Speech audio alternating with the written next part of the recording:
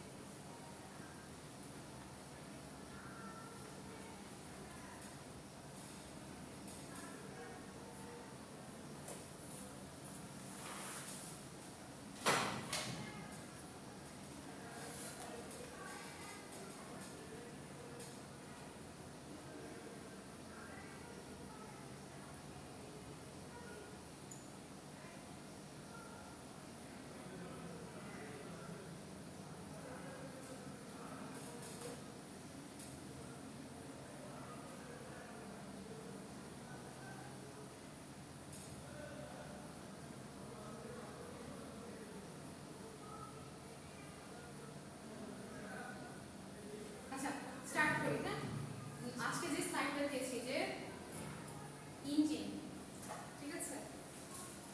Engine basically কি কি মনে হয়? পুরানা পাওয়ার ট্রান্সফরমার, কি পাওয়ার? কিছু একটা পাওয়ার থেকে এক পাওয়ার থেকে আরেক পাওয়ারে ট্রান্সফার। আচ্ছা, কোন পাওয়ার থেকে কোন পাওয়ারে? সাধারণত স্টিম থেকে মেকানিক্যালে, স্টিম থেকে মেকানিক্যাল, মানে হচ্ছে বেসিক্যালি থার্মাল থেকে, থার্মাল থেকে, হিট হ্যাঁ, হিট থেকে মেকানিক্যালে। আচ্ছা, সো এটা হচ্ছে স্টিম, কি বলি, ইঞ্জিন। আর যদি সেটা ওই যে স্টিম ইঞ্জিন আগের কি ছিল, যে পানির যে ইয়েটা ইউজ করে, সেটা হচ্ছে স্টিম ইঞ্জিন। আচ্ছা, সো এটাই হচ্ছে basically heat engine. In thermodynamics and engineering, a heat engine is a system that converts heat to mechanical energy which can be used to do mechanical work. একদম plane একটা flowchart দেওয়া আছে যে high temperature থেকে আমি hit নিলাম, ওটাকে hit ইঞ্জিনে দিলাম, আমার কাজ হয়ে গেল।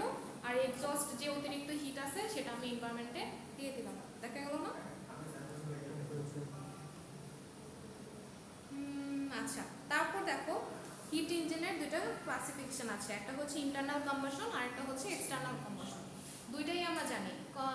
আমি মাত্রই বললাম যে যদি আমার যে দহন প্রক্রিয়া, সেটা যদি দহন প্রক্রিয়া মানে তাপ থেকে তো আমি মেকানিক্যাল দিচ্ছি, সো এই যে দহন প্রক্রিয়াটা যদি আমার ইঞ্জিনের ভিতরে হয়, সেটা হবে হচ্ছে ইঞ্জিনের ভিতরে না, মানে পুরো সিস্টেমটার ভিতরে হয়, তাহলে সেটা হবে হচ্ছে ইন্টারনাল। আর যদি বাইরে হয় তাহলে সেটা হবে হচ্ছে এক্সটার্নাল কম্বাসন। বাইরের এক্সাম্পলটা কি, ওই যে আগের দিনের যে স্টিম ইঞ্জিন ছিল, ট্রেন চলতো, ওইটা খুব একটা। তারপর হচ্ছে হলো মাইনিং ইন্ডাস্ট্রিগুলোতে দেখবা, কেজিএফ বা ওই টাইপের মুভিগুলোতে ওরা মাইনিং ইন্ডাস্ট্রিতে কিন্তু স্টিম ইউজ করে, ঠিক আছে? ওই এনার্জিটা ইউজ করে। সো ওগুলো হচ্ছে আমার এক্সটার্নাল ইঞ্জিন। আর ইন্টারনাল ইঞ্জিন কোনগুলো? আমরা এখন মডার্ন লাইফে যেগুলো দেখতেছি, এরোপ্লেন, বাস, কার, বাইক, এগুলো যে ইঞ্জিন দিয়ে চলে, দ্যাট ইজ ইন্টারনাল ইঞ্জিন।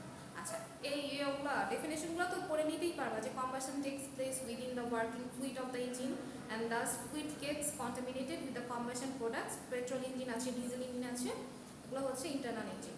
আর এক্সটার্নাল কম্বাসন ইঞ্জিন হচ্ছে working fluid gets energy using boilers by burning fossil fuels or any other fuel, but basically হচ্ছে কয়লা পোড়ায় হচ্ছে স্টিম ইঞ্জিনগুলো চলে। আচ্ছা, আমি হচ্ছে উপরের দিকগুলো খুব তাড়াতাড়ি যাচ্ছি, কারণ আমার বেসিক যে সাইকেলগুলো ওটা পড়া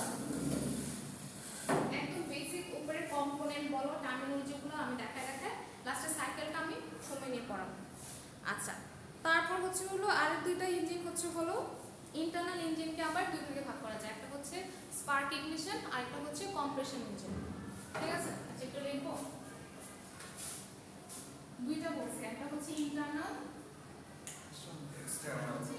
এক্সটার্নাল আমরা সবাই জানি স্টিম ইঞ্জিন। আচ্ছা, ইন্টারনাল হচ্ছে আবার এসআই আর হচ্ছে সিআই।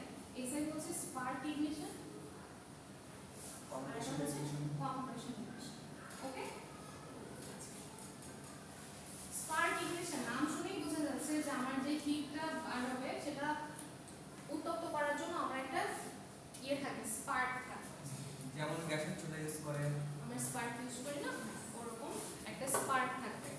আর হচ্ছে কম্প্রেশন হচ্ছে কি, কম্প্রেশনের নাম শুনেই বোঝা যাচ্ছে যে আমার প্রেসারটা অনেক বেশি প্রেসার, হাই প্রেসার এবং হাই টেম্পারেচারে কিন্তু আগুন ধরে যায়, দ্যাট ইজ কম্প্রেশন ইকুয়েশন। ঠিক আছে, কম্প্রেশন থেকে যখন আমি অতিরিক্ত প্রেসার দেব তখন হচ্ছে ওটা ইগনাইট হবে। ইগনাইট মানে কি, আগুন ধরে যাবে না। Okay fine. আচ্ছা, IC engine is a heat engine where the combustion of air fuel mixture occurs inside the combustion chamber that produces high temperature and high gas pressure. যেটা বললাম সেটা high temperature আর high gas pressure থাকে। This pressure pushes the piston over a distance and transforms the chemical energy into thermal energy, which is used for performing the mechanical work. Okay, তো সেটাই classification দেওয়া আছে, একটা হচ্ছে spark equation আর একটা হচ্ছে compression equation. আর দুইটারই হচ্ছে দুইটা টাইপ, একটা হচ্ছে 4 স্ট্রোক আর একটা হচ্ছে 2 স্ট্রোক। স্ট্রোকগুলো কি, স্ট্রোকগুলো হচ্ছে হলো ওই যে আমরা তো স্ট্রাকচারটা সবাই ছোটবেলায় দেখছি না, এরকম একটা স্ট্রাকচার থাকে, এখানে একটা ক্র্যাঙ্কশ্যাফট থাকে আর এখানে হচ্ছে পিস্টন উঠানামা করে, তাই না? তো পিস্টনটা যখন একবার উঠে আরেকবার নামে, মানে বা দুইবার হয় সেটা হচ্ছে 2 স্ট্রোক। আর যদি দুইবার উপরে উঠে এই সাইকেলটা দুইবার হয়, মানে এইভাবে একবার যায় এইভাবে একবার যায়, আবার যাবে আবার আসবে, তাহলে সেটা হবে হচ্ছে 4 স্ট্রোক। ঠিক আছে, বুঝো নাই?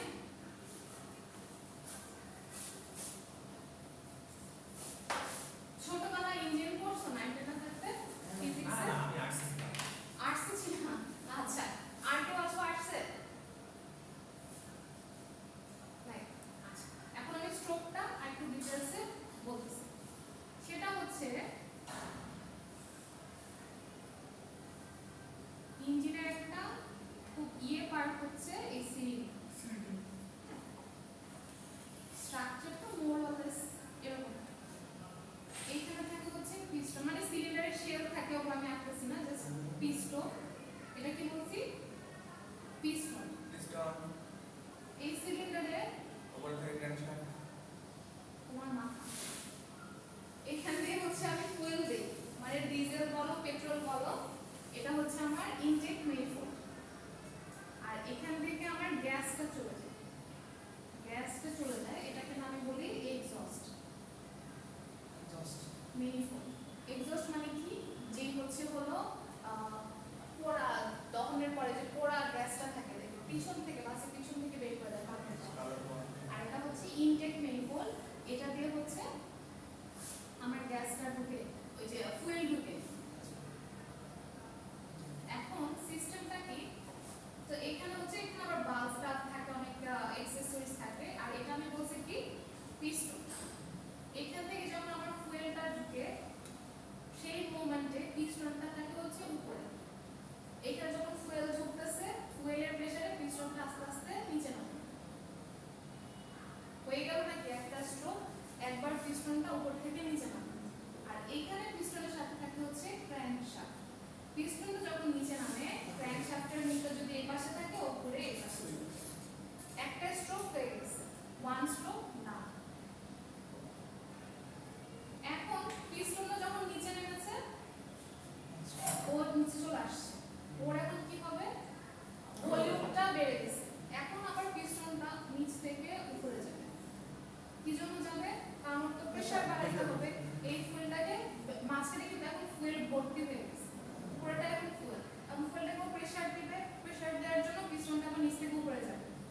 এই যে দুইটা স্ট্রোক, বুঝে গেল? টু স্ট্রোক বুঝে গেছে। এখন ফুয়েলটা তো একটা লিকুইড, এটাকে তুমি একটা এয়ার টাইট জায়গায় নিচ থেকে উপরে উঠতেছো, তার মানে এই জায়গাটায় এসে আমার ফুয়েলটা জমা হয়ে যাচ্ছে না অনেক এক্সেস প্রেসারে। প্রেসারের ফলে কি হবে, ভিতরে যে বাতাস, এয়ার আর ফুয়েলের একটা মিক্সচার তো তৈরি হয়েই আছে, এটা এখন লিকুইড থেকে গ্যাসে কনভার্ট হয়ে গেলে গ্যাসের প্রেসার আবার বেড়ে যাবে। গ্যাসের প্রেসার বাড়বে না এই জায়গাটা থেকে, তখন আবার পিস্টনটাকে ঠেলে নিচে নামাই দিবে, কারণ প্রেসার বেড়ে গেছে। 3 নাম্বার স্ট্রোকটা হলো। এখন এই জায়গায় 3 নাম্বার স্ট্রোকটাই কিন্তু আমার মেইন, আমার কাজটা করা দরকার। আমার তো ওই যে তাপ শক্তিটাকে আমার যান্ত্রিক শক্তিতে প্রয়োজন, প্রত্যেকটা স্ট্রোকে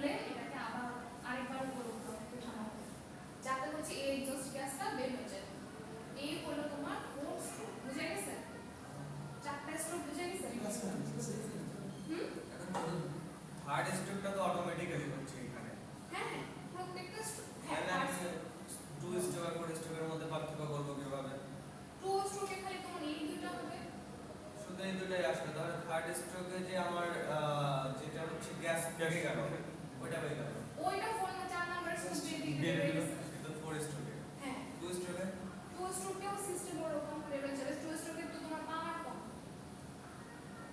ঠিক আছে? বুঝে গেছে ফোর স্ট্রোক?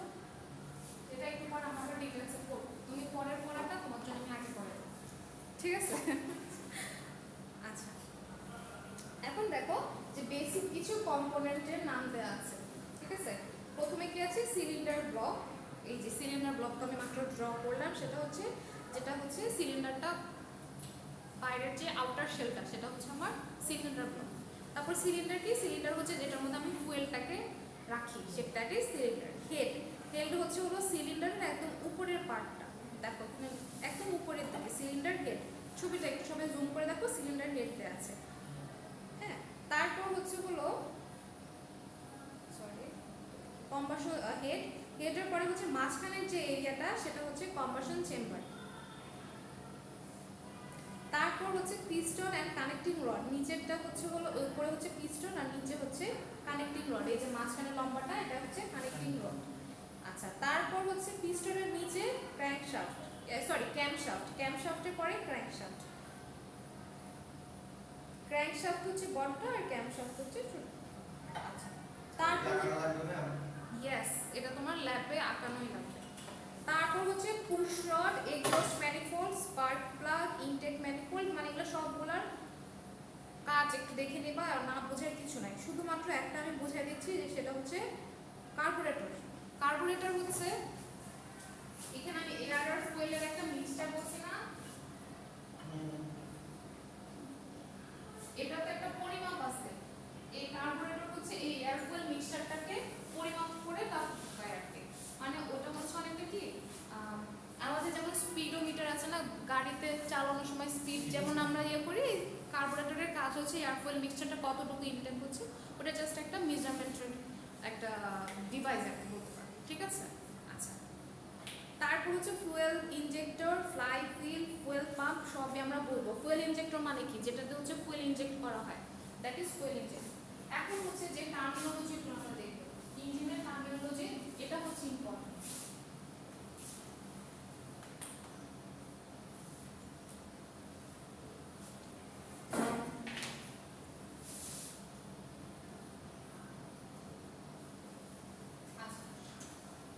ফার্স্টে একটা নাম দেখো, টপ ডেড সেন্টার, পেয়েছো?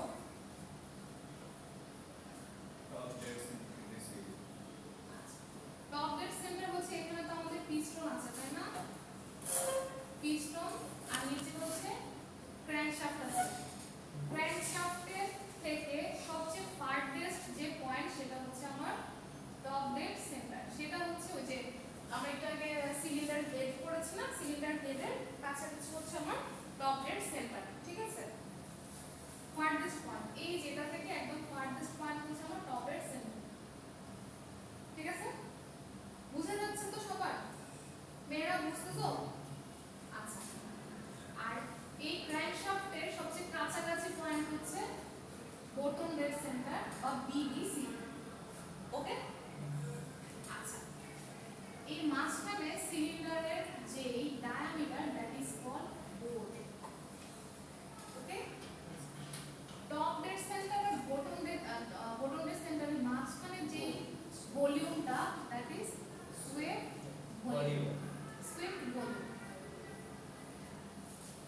আচ্ছা, আরেকটা ভলিউম আছে, দ্যাট ইজ এই পিস্টনটা বটম ডেড সেন্টার থেকে যখন টপ ডেড সেন্টারে যাবে, পিস্টন আর টিডিসি মাঝখানে একদম মিনিমাম ছোট্ট একটা ভলিউম থাকে,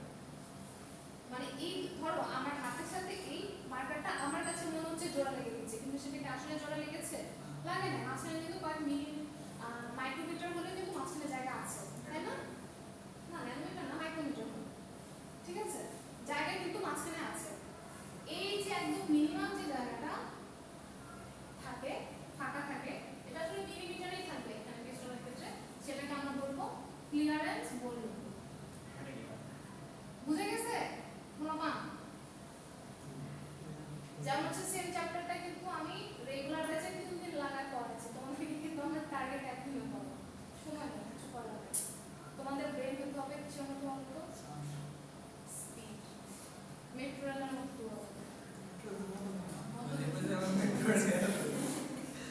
বুলেট ট্রেন হয়ে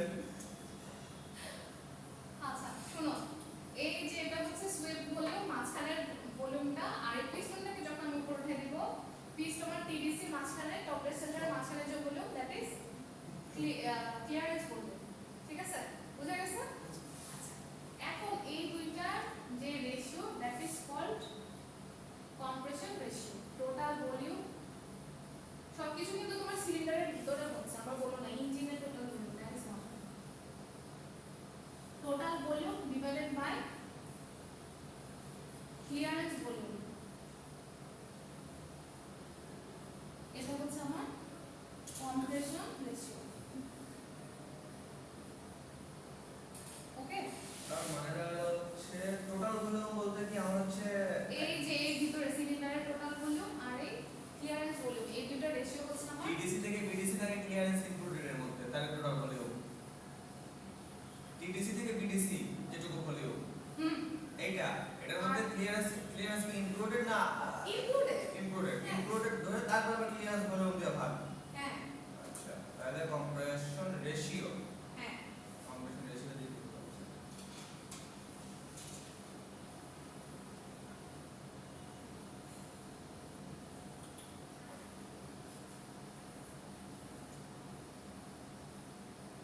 তো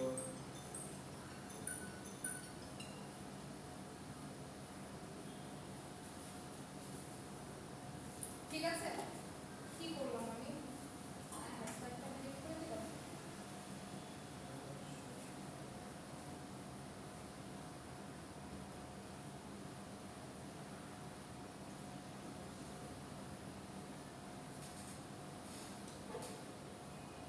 বুঝে গেছে না? আচ্ছা, টার্মিনোলজি শেষ। এখন হচ্ছে স্পার্ক ইগনিশন ইঞ্জিনের যে 4 স্ট্রোক সাইকেল সেটা আমরা দেখব। ওকে,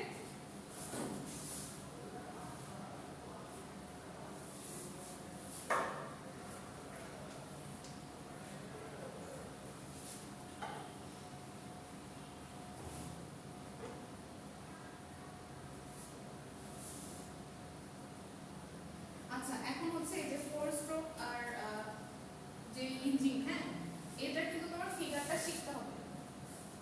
ফিগার শিখলে আমি কোশ্চেন কেমন থাকে, হয়তো বা আমি ফার্স্ট কোশ্চেনটা দেব স্কেচ দা ফোর্স, প্রথমে হয়তো বা ধরো একটা কোশ্চেন দিলাম, কোশ্চেনটা কেমন হবে একটু দেখুন। স্কেচ দা 4 স্ট্রোক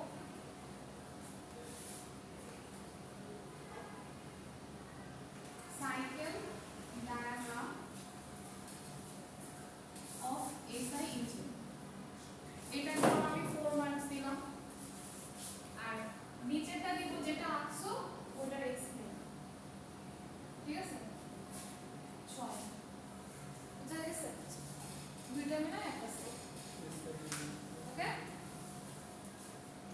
তো এগুলো একটু জেনারেল দেখে রাখো। Sketch the low stroke cycle 4 stroke 4 আরে লেখা বুঝে না, আমার লেখা কিন্তু এত বাজে না, তোমাদের বোর্ডে লিখতে দিতাম লেখা এমন বাজে হয়েছে, বুঝছো? 4 stroke cycle diagram তো এটা হবে না SI এটা না না না না, এই যে নিচে যাও,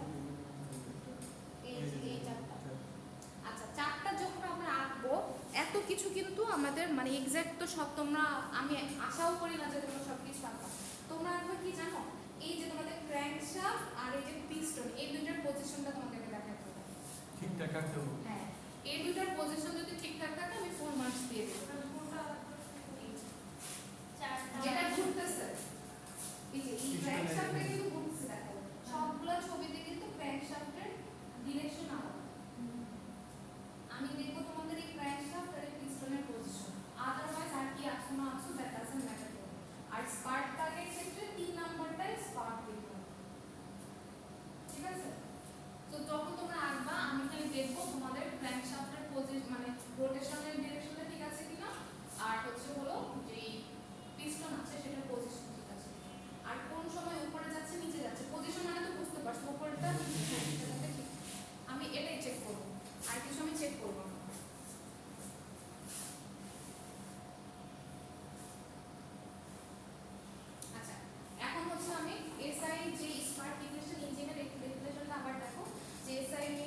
fertigation engine and engine in which combustion process in each cycle is started by using of a external spark মানে বাইরে থেকে একটা স্পার্ক প্লাগকে আমরা একটা স্পার্ক ক্রিয়েট করে যে ইগনিশনটা হয় that is SI engine. SI ইঞ্জিনের চারটা সাইকেলের চারটা স্টেপ। ফার্স্টের স্টেপটা হচ্ছে সাকশন।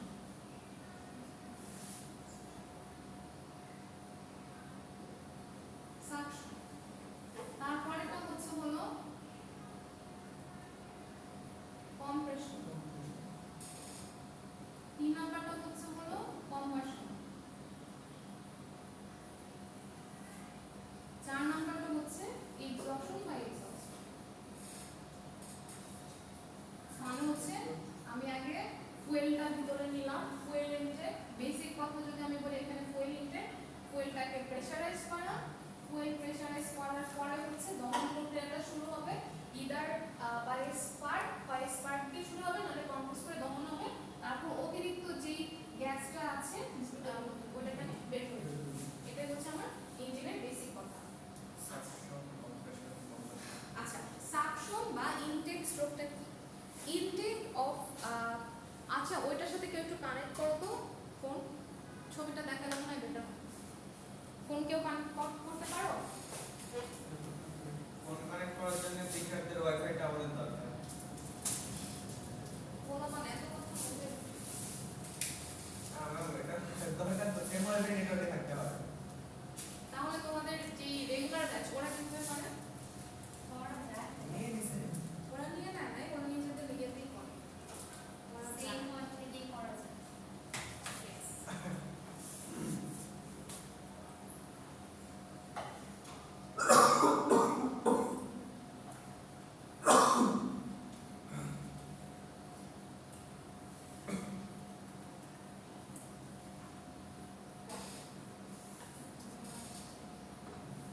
আমি করতেছি কাজটা।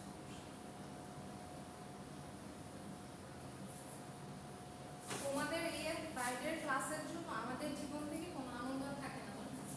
কোনো একটা ফ্যামিলি গ্যাদারিং, কোনো অনুষ্ঠান। দাওয়াত, ফ্রাইডে, আমরাও আমাদের কারো বার্থডে পার্টি বলো, কারো বিয়ে বলো, কিছুতে আমরা যেতে পারি না। যেমন আজকে দুপুরবেলা আমার একটা অন্যদের বিয়ে আছে, মানে খুবই ক্লোজ, যেতেই হবে আমার আর কি। সবাই যেতাম না, হ্যাঁ সবাই যেতাম না। আমার সবাই ক্লাসে যাবা? ক্লাস এখানে হয়ে গেল। ওখানে ক্লাসে যাবে। ইভেন আমার বেস্ট ফ্রেন্ডের বিয়ে হয়েছে এরকম শুক্রবারে। তো হচ্ছে আমার তখন তো প্রথম প্রথম জয়েন করছি, ওর 6টা পর্যন্ত আমার ক্লাস ছিল। 6টা না 6:30, তোমাদের তো হয়ে গেল 6:30 পর্যন্ত আমার ক্লাস। তো আমি ওই দিন 10 মিনিট আগে বের হয়েছি, 6:20 আমি এখানে বসে আছি যে ওর বিয়ে তো রাতে, মানে আমার বনানী থেকে পুরান ঢাকায়। আগে তো আমার নিজের বাসায় যেতে হবে, বাসায় যে রেডি হয়ে তারপরে পুরান তো ঢাকায় বিয়েতে যেতে হবে। হ্যাঁ এখন তো তার অল্টারনেটিভ রাখা দরকার ছিল। তখন অল্টারনেটিভ ছিল না, তখন তো আর টিচার ছিল না, এখন যখন অনেক ফ্যাকাল্টি, তখন তো জাস্ট আমি মহসিন আমরা দুজনই সবার পড়ছি ক্লাসে। আমাদের বা ক্লাসে এখানে ড্রেস নিয়ে এসে না, এটাও আসলে ইয়ে না, এখানে বেশ আমি কোথায় রেডি হবো? আর যে ফয়সাল স্যার এর সাথে রেডি তো হচ্ছে, তো আমি মানে নিচে না, আমি নিচে নেমে না, মানে আমার বেস্ট ফ্রেন্ড মানে এর বিয়ে তো মানে এর বিয়ে তো মিস দেওয়ার মানে না।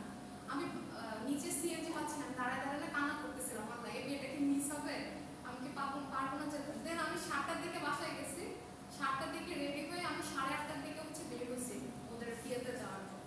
তো লাকিলি পুরান ঢাকার বিয়ে তো ঘুম অনেক দেরিতে আসে। তো হচ্ছে হ্যাঁ ইয়েটা। তারপরের দিনও সেম অবস্থা। তখন তো শুক্র শনিতে ক্লাসের চাপ বেশি থাকতো, শনিবারেও সেম ওর রিসেপশনে রিসেপশনে অবশ্য আমি সরাসরি হচ্ছে সেন্টারের পাশে আমার কাজিনের পাশে, আগে কাজিনের পাশে যে রেডি হয়ে বসে। তা আজকেও আমার মনে হচ্ছে এরকম যে আমি ক্লাসটা সারা দিচ্ছি, 12:30টার দিকে আমি বের হবো, দৌড়াতে দৌড়াতে বাসায় যাবো। তখন তো আর বাবু ছিল না, এখন তো বাবু আছে। এখন তো বাবু আমাকে পাগল বানায়। এখন আমাদের যে যারা মুসলিম তাদের অনুষ্ঠান শুক্রবার শনি হ্যাঁ দুই দিন। এটাই তো। এই যারা বা তুমি ধরো ঈদের পরে বলো বা যখনই বলো, আপনার যখন আর দেব দাওয়াত আর ম্যাডাম যদি পরিবারের লোকজন একসাথে কোনো অনুষ্ঠান করে যায় তাহলে তো যে কোনো যদি অনুষ্ঠান ঈদের সময় ওই দিন পরে দেব। আবার আমাদের চিন্তা করো, আমাদের কিন্তু অফিস ঈদের পরে শুক্রবারে খুলে, ও শুক্র পরেই কিন্তু মানুষজন হচ্ছে দাওয়াত দেয়। দাওয়াত। দাওয়াত দেয়। দেখা যায় আমরা কোনো ফ্যামিলি গ্যাদারিং এ থাকতে পারি। মানে এটা কিন্তু খুবই একটা আনফরচুনেট ব্যাপার। জীবন সময় থাকবে না, হ্যাঁ জীবন সময় নাই। হ্যাঁ কাজের এফবিআর লিস্ট দিয়ে রেস্টুরেন্টে গিয়ে ডেকেছিলাম।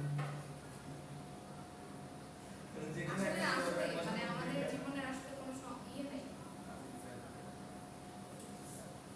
আনন্দ নেই। আচ্ছা তোমরা সবাই খুলে রাখো হচ্ছে হলো এই ফিগারটা, ফোর স্ট্রোকের যে ফিগারটা, এই যে ফিগারটা, এটা হচ্ছে সবাই খুলে রাখো। আমি একটা একটা করে বলছি। ফার্স্টে হচ্ছে হলো intake of air fuel mixture in the cylinder through intake method. এই যে আমার ইনটেক যে ভালভটা আছে এটা খুলে যাবে, এখান থেকে আমি এই যে এয়ার ফুয়েল মিক্সচারটা ঢুকছে, ঠিক আছে।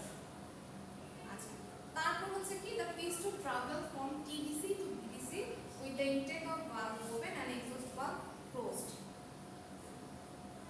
স্বাভাবিক যখন আমার এটা এটা খুলে যাবে, ধরো একদম ফার্স্ট আমার পিস্টনটা এখানে আছে, হ্যাঁ এটা কি, এটাকে আমরা কি বলেছি, এটাকে টিডিসি টপ ডেড সেন্টার, নিচে হচ্ছে বটম ডেড সেন্টার। এখন এখানে যখন আমার এই এক্সস্ট ভালভটা কিন্তু ক্লোজ, এখন থাকবে এটা খোলা, এখান থেকে যখন আমি এয়ার ফ্লো মিক্সচার ঢুকতেছে ভিতরে তখন কি একটা চাপ পড়ে পিস্টনটা আমার নিচে নামবে। নিচের দিকে নামবে। পিস্টনটা যখন নিচে নামবে ক্র্যাঙ্কশ্যাফটটা কিন্তু এখান থেকে এই দিকে চলে আসবে, উল্টা একটা রোটেশনে ওদিকে চলে যাবে। তার মানে আরেকটা জিনিস দেখো, এখানে যখন আমি এয়ার ফ্লোটা ঢুকলো উপর থেকে নিচে নামছে, এই জায়গার ভলিউমটা কি বৃদ্ধি পাবে না? ঠিক আছে, এই জায়গার ভলিউমটা বৃদ্ধি পাবে। এটাই দেখা আছে 3 নম্বর পয়েন্টটা দেখো, this creates an increasing volume in the conversion chamber which in turn create a vacuum. হ্যাঁ হঠাৎ করে যখন আমি ভলিউমটা বাড়াবো ওই জায়গাটা একটা শূন্য স্থানে সৃষ্টি হবে। The resulting pressure differential through the intake system from atmospheric pressure on the outside to the vacuum system. আচ্ছা এই যে হঠাৎ করে একটা শূন্যস্থান তৈরি হয়ে গেল, এটার কারণে কিন্তু আমার বাইরের যে প্রেসারটা সেটার সাথে থেকে ভিতর প্রেসারটার একটা তারতম্য তৈরি হবে।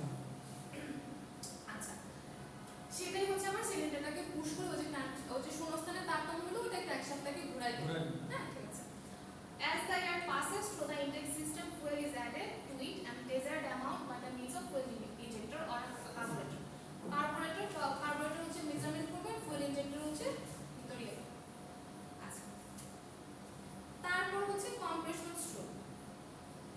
কম্প্রেশন স্ট্রোকটাও সময় আবার পিকচারটা দেখো, এটা হচ্ছে নিচে নামছে, এখন এটাকে কম্প্রেস করার জন্য আমার এই ফুলটাকে কম্প্রেস করতে হলে আবার এটাকে উপরে উঠাতে হবে। তো এটার জন্য আমরা কি করব, আর এই দুইটা কিন্তু আমার এই দুই ভালভে ক্লোজ, দুইটা ভালভে ক্লোজ। হ্যাঁ ফিগার যখন আমরা এই জিনিসগুলো খেয়াল রাখবা যে এখানে এই ভালভ ক্লোজ, এটা ওপেন, এখানে দুইটা ক্লোজ, এখানে এটা ওপেন। তো এই জিনিসগুলো যাতে ফিগারে ঠিক থাকে, হ্যাঁ এটা কিন্তু মাস্ট থাকতে। When the piston reaches DDC, নিচে চলে আসছে, the intake valve closes and the piston travels back to DDC with all valves closed. হ্যাঁ এটাই বলা হচ্ছে that this compresses air fuel mixture, raising both the pressure and the temperature in the cylinder. হ্যাঁ যখন আমি pressure বাড়াবো তখন হচ্ছে আমার প্রেসারও বাড়বে আর ওখান থেকে আমার টেম্পারেচারও বেড়ে যাবে এক্সেসিভ প্রেসারের জন্য। At the end of the compression stroke, the spark plug is fired and the combustion is initiated. যেহেতু এটা স্পার্ক ইগনিশন, সেজন্য হচ্ছে হলো আমার স্পার্ক প্লাগ থেকে যখন আমার প্রেসারটা বাড়তে থাকবে, টেম্পারেচার বাড়তে থাকবে, জাস্ট একটা স্পার্ক দিয়ে আগুনটা ধরাতে হবে। ঠিক আছে। Combustion of the air fuel mixture occurs in a very short time. হ্যাঁ কম্বাশনটা খুব শর্ট টাইমের জন্য থাকে, but finite length to time with the piston at TDC. নিচে থেকে টিডিসি তে যাওয়ার কিন্তু স্পার্কটা ইগনিশন হবে। Nearly constant volume. আচ্ছা it starts near the end of the compression stroke slightly before TDC and lasts into the power stroke slightly after TDC. Combustion changes the composition of the gas mixture to that of exhaust products. যে fuel মিক্সচারটা ছিল আমার সেটা কিন্তু এখন তোমার কম্পোজিশনটা ভেঙে exhaust গ্যাসের প্রোডাক্টে পরিণত হয়ে গেছে। যেমন ম্যাক্সিমাম ক্ষেত্রে কি হতে পারে, carbon die oxide, carbon monoxide, ফুয়েলের যে এটা কি পেট্রোল, ডিজেল, এগুলো দেখে যৌগ পদার্থ না, এগুলোর যে জটিল স্ট্রাকচারটা ওটা তখন ভেঙে carbon die oxide, carbon monoxide, sulphur die oxide এইসবে কনভার্ট হয়ে যাবে। হ্যাঁ এক্সস্ট গ্যাসের যে কম্পোজিশন সেটাতে কনভার্ট হবে and increases the temperature in the cylinder to a high value.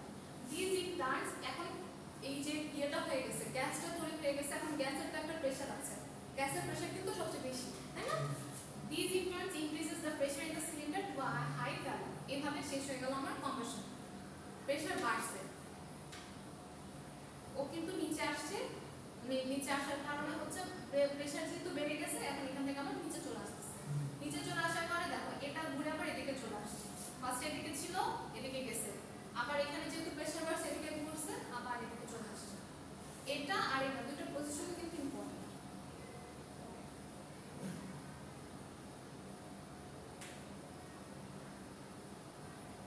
আচ্ছা, তারপর হচ্ছে expansion.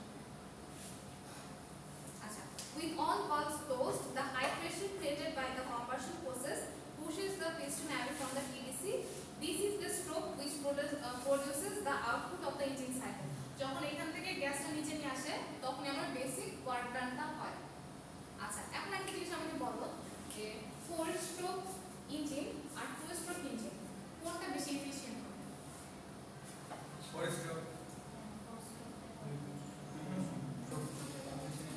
In terms of efficiency তুমি চিন্তা করো, 4 স্ট্রোকে তুমি 4টা সাইকেল হয় কিন্তু কাজ হয় একটা সাইকেল, আর 2 স্ট্রোকে তোমার 2টা সাইকেল হয় কাজ হয় একটা সাইকেল। তাহলে যদি দুইটার মধ্যে কম্পিটিশন দাও তাহলে কার এফিশিয়েন্সি মানে বেশি হওয়া উচিত? 2 স্ট্রোক। 2 স্ট্রোকে। কারণ হচ্ছে 4 বার করে একবার হয়, 2 বার করে 4 বার একবার। করে একবার। কিন্তু 4 স্ট্রোকটা বেশি বড় মানে পাওয়ারফুল, 4 স্ট্রোকটাই হচ্ছে না। আর 2 স্ট্রোক হচ্ছে নরমাল সাইকেলের সাথে। আচ্ছা, এক্সপানশনটা বুঝে গেছে না? বুঝে গেছে? ওকে।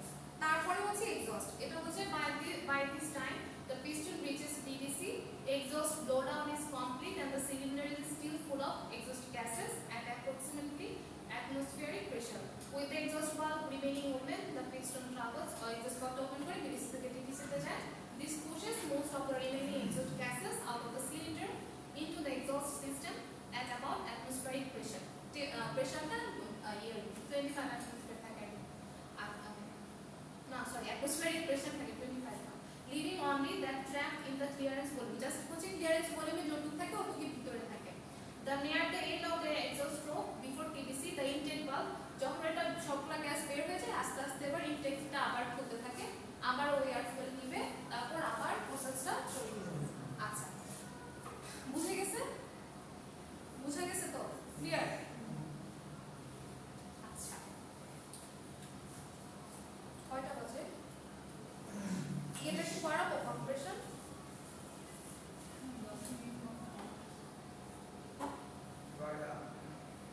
বয়লারটা একটু কমায় দেন না। হ্যাঁ, বয়লার কমাবো কেন? জাস্ট একটা চ্যাপ্টার। যেহেতু সিটি নেবেন ক্লাসে যা যা বলছি ওগুলা দিবো। টাইপগুলা, তারপর হচ্ছে দুটো পার্থক্য, একটা পার্থক্য দেখাচ্ছিলাম না? পার্থক্য, টাইপ আর 3টা ডেফিনেশন দেখো, ইকোনমাইজার, সুপার হিটার আর একটা জানি কি ছিল, প্রিহিটার। এই 3টা ডেফিনেশন ঠিক আছে? ডেফিনিশন টাইপস আর ঠিক আছে পার্থক্য পার্থক্য ঠিক আছে। ঠিক আছে? আচ্ছা, এখন হচ্ছে তোমার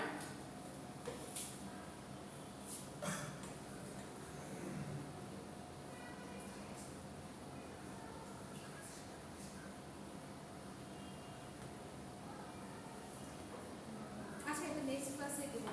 সিটির পরে জাস্ট এই সাইকেলটা পড়ে দুইটা একসাথে পড়ালে আবার এগুলো লাগবে। ঠিক আছে? নেক্সট ক্লাসে তাহলে হচ্ছে আমি কম্প্রেশন ইগনিশনটা পড়াবো, আর হচ্ছে একটা লাস্ট একটা ডিফারেন্স আছে কম্প্রেশন ইগনিশন আর হচ্ছে ইয়ের কি জানি কয়টা স্পার্ক ইগনিশনের difference.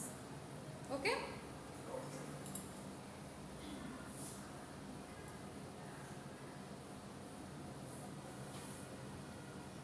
Okay, that's all for today. আমাকে অ্যাটেন্ডেন্সটা দিয়ে দাও, গ্রুপে দিয়ে দাও অ্যাটেন্ডেন্স।